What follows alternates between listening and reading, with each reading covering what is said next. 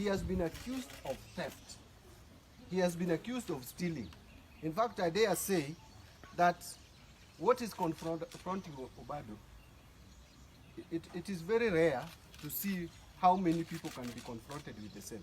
It is only Obado, I think, who can be accused of stealing and sharing with his children openly. It's only him who can be accused of murdering his girlfriend. Very few people can be accused of that.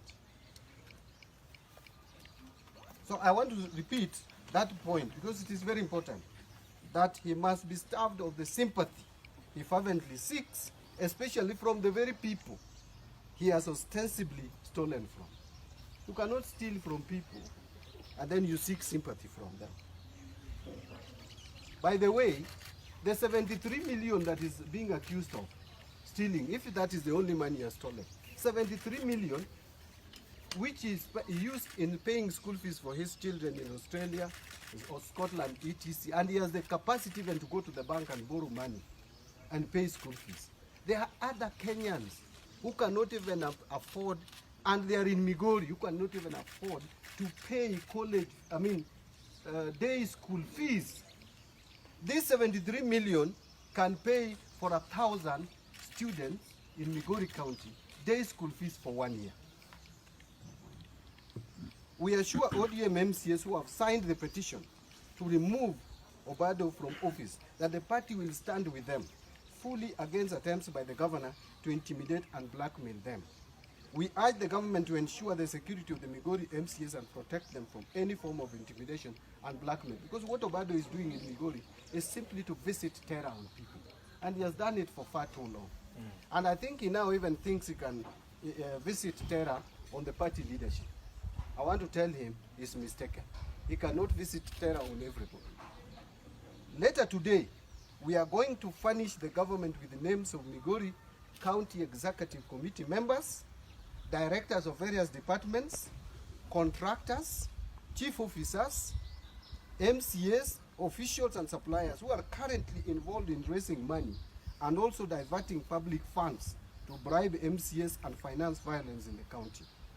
Those CECs, directors, suppliers, contractors and county assembly officials are currently holed up in Nairobi, Kisumu and Migori. As soon as we forward those names, we will expect police to act with speed to arrest the individuals so that law and order can be maintained and justice is not subverted in Migori. That is the end of my formal statement. And I don't want to add much to this. It's very clear that Obado is trying to divert and seek sympathy from the public, the very public he has been accused of stealing from. And I've just mentioned how much the 33 million can do. Some of the people who I see in social media trying to defend Obado, if they fall sick in Migori, they will be taken to Kisii for treatment. Because there's no referral hospital in Migori. And yet the public funds meant for provision of services are being diverted to pay school fees and upkeep of children or people who can manage on their own to cater for such expenses. I think it is high time that as a country we start holding our leaders to account and stop this idea of taking cheap handouts to speak on behalf of someone who needs no defense at all. The party, I want to wind up so that I can allow my SG to add more to this statement. The party has no personal issues with Obado. As a matter of fact, remember when Obado was confronted with the murder case, we did not even start the impeachment process because that time the court did not pronounce itself that Obado should not access his office. But this time the circumstances are different, and that is why we are calling for him to either resign or wait for the impeachment. By the way, the process is on. I am seeing some people saying numbers are going to be there.